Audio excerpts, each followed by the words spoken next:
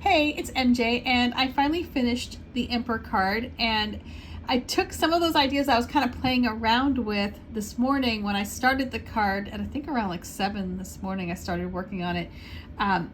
And you can see here we have the little dancing rabbits, and kind of played around with the idea as well as added some additional elements. So let's dive in here. First, we have the central figure of the Emperor, and you'll notice here that this Emperor is the largest, the biggest creature on the card, and that just reinforces his authority. You know, that he's in control of the scene, he's in control of the land. You'll notice here that this fox is being devoured by our Emperor. Well, that's because the Emperor has no time for foolishness or cunning or deceptive ways, and he basically just nips it in the bud, or in the butt here. You'll notice we have these little dancing rabbits at the bottom. They're joyful because now they can go about their days feeling protected now that this Emperor is in town, ready to pluck away anything that might be a threat. You know, the thing with the Emperor, though, because it is an authoritative figure, the Emperor does have a tendency of becoming rigid. So we have to kind of check in with ourselves when we pull this card. You know, am I embodying the positive attributes of the Emperor, such as being a protector, you know, having that that ability to see things clearly, having the ability to recognize truth from fiction, being disciplined and organized, you know, someone who's a true leader? Or are you perhaps falling into the trap of the negative attributes of the Emperor? And here you'll see there's a little foxy in a cage, and that there's a snake keeping the cage down, and it's holding an axe, and that there indicates that perhaps the Emperor has there's that risk of it being over dominating, or being heavy-handed in its pursuits. It could indicate that this Emperor here is acting as judge, jury, and executioner all in one. It's taking its power, it's becoming a dictator perhaps.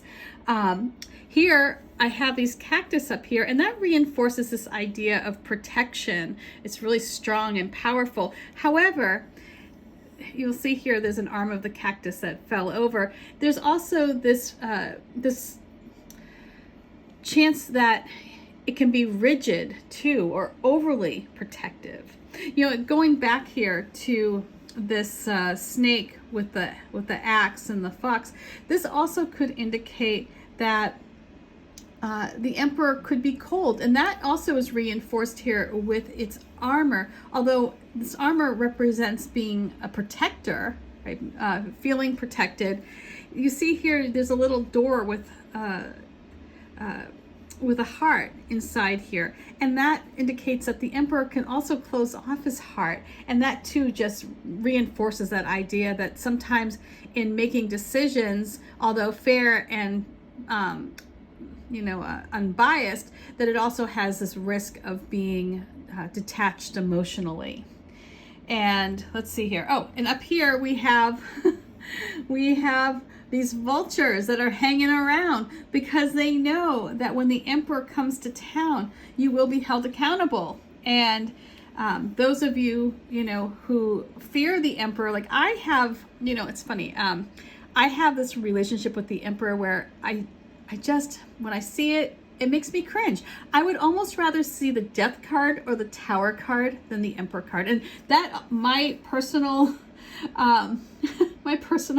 thoughts about the Emperor here also comes through with these prickly cacti. I'm also afraid of cactus. Just going to say, I'm not a fan of cacti because I'm afraid of getting hurt. And that's where with this Emperor, you almost feel like you're going to get stung if you're not held up to or if you're not meeting a standard that the Emperor holds you to.